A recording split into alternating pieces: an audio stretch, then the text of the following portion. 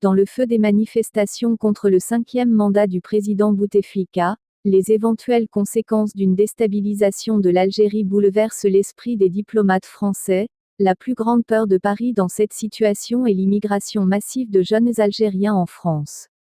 L'Élysée s'est naturellement abstenu de commenter publiquement les manifestations massives contre un 5e mandat d'Abdelaziz Bouteflika. L'Élysée craint un afflux d'immigration, évoquant les risques pour la France d'une déstabilisation en Algérie. Ainsi, une situation instable en Algérie constitue l'une des plus grandes menaces géopolitiques du moment, comme l'estiment plusieurs diplomates français, évoquant des menaces économiques et militaires. La première étant liée au fait que l'Algérie est l'un des principaux fournisseurs d'énergie de la France, la seconde faisant référence à l'opération Barkhane au Sahel. En outre, Paris craint surtout qu'une crise politique ne pousse la jeunesse à l'immigration, comme en Tunisie après la chute de Ben Ali. Ce risque étant d'autant plus élevé, la moitié des 40 millions d'Algériens ont moins de 20 ans. La visite d'Emmanuel Macron à Alger en décembre 2017 durant laquelle le chef d'État a constaté que beaucoup avaient réclamé un assouplissement de sa politique en matière de visa. J'ai vu ce matin trop de jeunes qui m'ont simplement demandé un visa ce n'est pas un projet de vie, avait alors contesté le président. Qui plus est, le locataire de l'Élysée entend être le président qui saura tourner la page des relations empoisonnées par le passé colonial, poursuit le journaliste.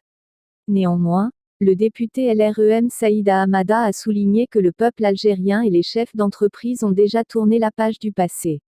Ce qui reste à faire de l'autre côté de la Méditerranée, conclut l'auteur de l'article. Abdelaziz Bouteflika, 81 ans et victime d'un AVC en 2013, au pouvoir sans interruption depuis 1999, a annoncé le 10 février qu'il briguera un 5e mandat en Algérie. L'élection présidentielle algérienne se déroulera mi-avril. Des opposants à la candidature d'Abdelaziz Bouteflika à la présidentielle ont manifesté vendredi 22 février dans plusieurs villes d'Algérie. Dimanche, de nombreux manifestants ont également défilé à Paris et à Alger. Alors que vers le ciel d'Alger s'élève le plus haut minaret du monde, l'économie du pays s'enfonce aussi sûrement que les cours du pétrole. Les ventes de gaz et d'or noir représentent 60% des recettes budgétaires. Le gouvernement ne peut plus compter sur cette manne pour remplir les caisses publiques et acheter la paix sociale à coups de subventions. Pour les Algériens, cette nouvelle donne est synonyme d'inflation et d'austérité, alimentant la grogne sociale. Avec un président sérieusement diminué par la maladie, le pouvoir ne semble pas avoir pris la mesure du problème. Certains craignent une faillite qui engendrerait le chaos et pousserait les Algériens à fuir vers l'Europe. L'écrivain algérien Boualem Sansal se montre pessimiste. Le scénario d'une escalade de la terreur sur le modèle syrien me paraît tout à fait crédible, estime-t-il. Et à la frontière libyenne, Daesh se tient en embuscade. C'est dramatique pour les Algériens. Mais c'est aussi en grande partie par faute de n'avoir pas su jeter aux orties les politiciens qui dirigent mal ce pays. Malgré toutes les saloperies qui ont pu être déversées sur la colonisation, en partie par des historiens de bas niveau, pour ne pas dire de caniveau tel ce Benjamin Stora qui connaît l'histoire de son pays natal comme sa poche, lui qui a quitté l'Algérie à l'âge de 9 ans. Il sait donc tout sur la guerre d'Algérie et même sur l'Algérie tout court. Je ferme ces parenthèses qui me donnent envie de gerber. Mais pour revenir à la colonisation, sachez qu'en 130 ans les Français ont construit un pays moderne, sur des friches et des marais infestés de moustiques et de syphilis, qui n'avaient, en 1962, rien à envier à aucun autre grand pays moderne. Comble d'ironie, beaucoup d'Algériens qui ont connu cette époque l'évoquent avec nostalgie. Et moi ce pays, je l'ai bien connu contrairement à Stora parce que j'y suis né et parce que j'y ai vécu plus de 20 ans. Je peux vous dire qu'à cette époque, ce pays n'avait besoin que de très peu d'importations et qu'il nourrissait non seulement la population mais encore il exportait, notamment vers la France une grande partie de sa production agricole, fruitière vinicole et céréalière. Dans ma région on y faisait même pousser, à profusion, du tabac, et je ne parle même pas des exportations minières, dans le monde entier, comme le phosphate ou encore le minerai de fer. Seulement voilà, en même temps que l'Algérie, le général de Gaulle leur a fait cadeau du Sahara, région qui ne faisait pas partie de l'Algérie.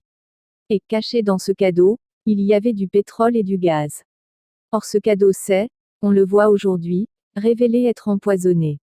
Oui, empoisonné, car les dirigeants impécunieux et imprévoyants ont tout misé sur cet or noir et ce gaz dont la chute vertigineuse du cours précipite le pays dans la misère et bientôt le chaos. Alors attention, le jour où l'Algérie se réveillera, sous l'effet de la grogne sociale ou à la mort de Bouteflika, nous risquons d'en subir le choc de plein fouet. L'Europe, et la France en particulier, représentent une destination naturelle pour cette jeunesse sans perspective d'avenir.